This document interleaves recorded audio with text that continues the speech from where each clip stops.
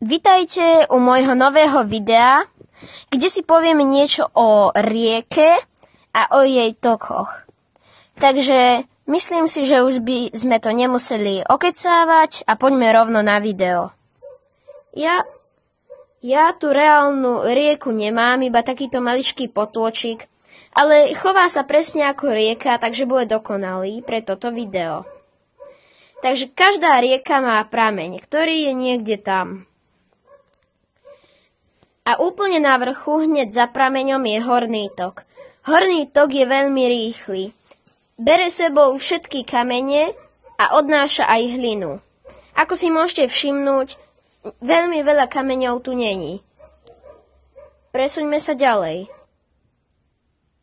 Sme pri strednom toku.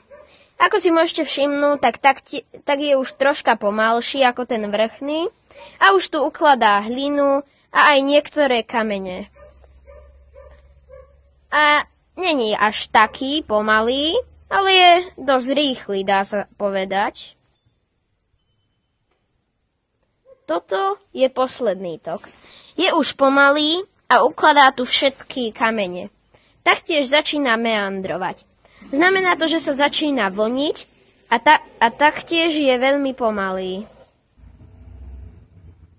A sme pri konci. Toto je ústie.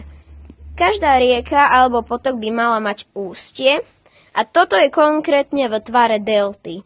Delta je ústie v tvare trojuholníka, ktoré je rozvetvené. Napríklad taký Níl ho má veľké ako polovica Slovenska. Takže myslím si, že dosť veľké.